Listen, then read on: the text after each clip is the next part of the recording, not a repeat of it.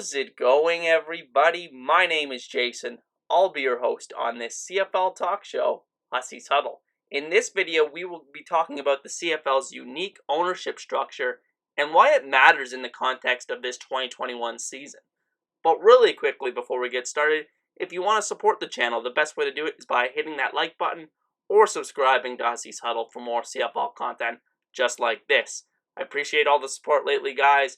We're on the road to 100 subscribers, and with that said, let's get started. The CFL has a very unique ownership structure that I would venture you wouldn't be able to find in any other North American sports league. There's really nothing like it. You can really define the league with 3 different ownership structures. This is kind of a general way of looking at it, but there really can be sorted into 3 different groups. You have your private ownership groups, owned by wealthy individuals. You also have your Multisport Enterprises. These are groups that own multiple sports teams. So you're talking about MOSE in Toronto, Calgary Sports Entertainment, and then Ottawa Sports and Entertainment in those cases. And then finally you have the publicly owned teams. And there's a few teams in North America that are publicly owned, such as the Green Bay Packers. But in the CFL's case, a third of the league is publicly owned in Winnipeg, Saskatchewan, and Edmonton. All of these different types of ownership groups come with their unique challenges, especially during these challenging times in the past few years. So before we get into the nitty-gritty, I'm just going to go over every ownership group in the league and how they operate. Starting with the privately owned teams, we have the BC Lions, who were long owned by now late owner David Braley. Braley, fortunately, reportedly has left enough money in his will to operate the Lions for the foreseeable future until they find new suitable ownership. There are already multiple rumors of potential ownership groups interested, but the right one is really needed to promote the Lions in a city that really hasn't filled enough seats in recent years. They haven't really had enough footprint in that Vancouver market, so it's going to be really important for the CFL to decide on the right ownership group to really market and promote this team into the future. Then we have the Hamilton Tiger Cats, who are owned by Bob Young, who has an estimated net worth in the hundreds of millions. He actually has an incredible backstory on how he came to own the Tiger Cats, but that's honestly a story for another day and in another video. Moving on to the Montreal Alouettes, we have the most complicated case of these group of teams.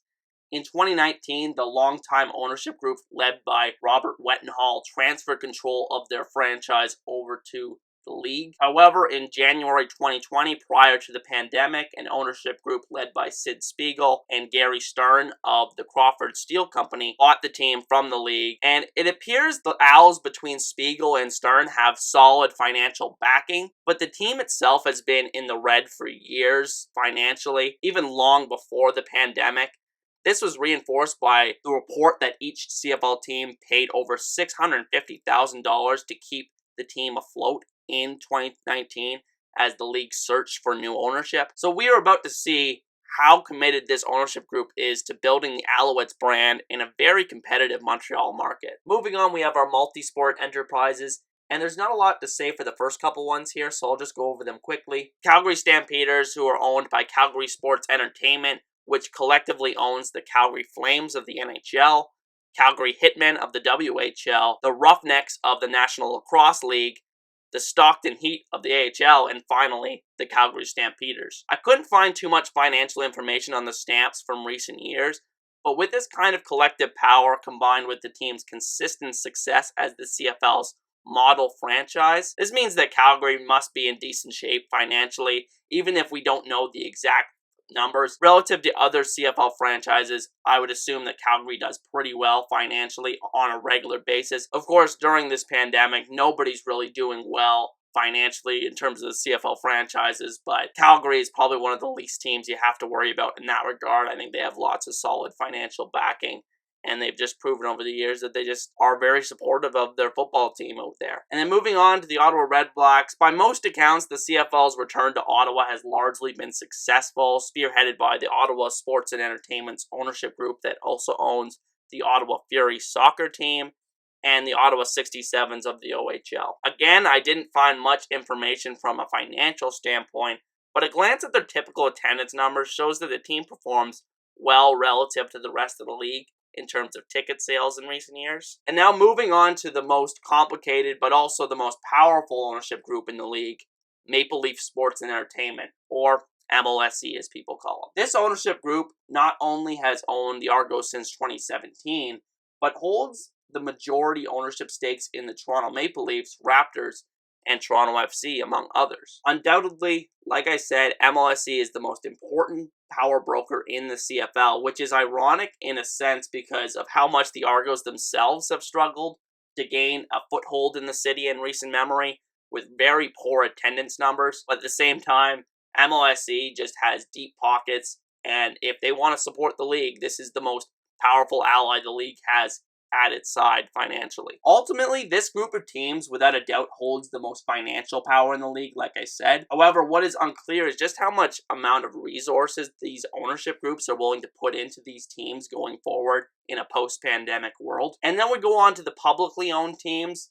And I'm just going to talk about these three teams together because they're very similar in how they operate. Saskatchewan, Winnipeg, and Edmonton are all publicly owned, with the public free to invest money in shares in these franchises. In a normal CFL season, these are typically the most well-run and often most profitable organizations in the league. They are also, since they are public, the teams that we have the most financial information about. You can look up right now, if you wanted to look up their balance sheet, you want to look up all these teams' financial information, it's readily available just by a quick Google search. I looked it up prior to making this video. But unfortunately now, during the pandemic, these teams are the most financially vulnerable, mostly due to the fact that they don't have a rich group of owners to throw money at the league to keep it operational. And so they're really going to be dependent on private money coming from the outside to help this league going forward. These teams are not going to have these millions of dollars of private money flowing into the league just because of how they're structured. Which brings me to why all of these ownership factors matter. As most of you know, the CFL is looking to make a comeback in 2021 after a canceled 2020 season.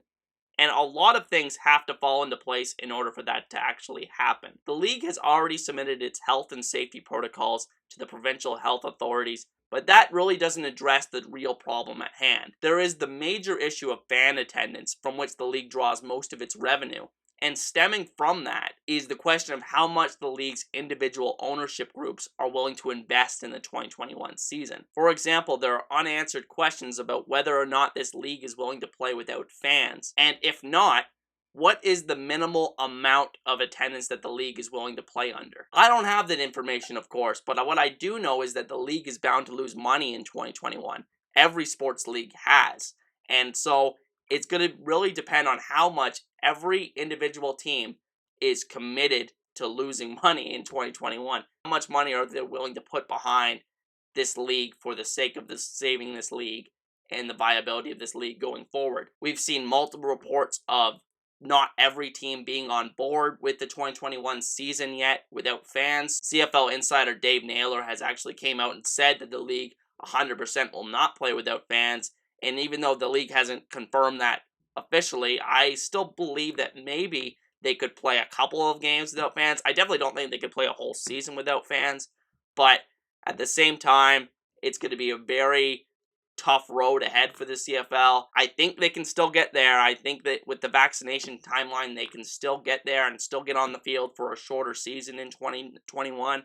But at the same time, a lot is going to depend on the commitment from these owners in order to get this done. And with that said, that is going to be the end of today's video. If you want to support the channel, the best way to do it is by hitting that like button or subscribing to Hussey's Huddle for more CFL content just like this. I want to hear everyone's thoughts in the comment section on this one because this is such an important discussion for the future of our league.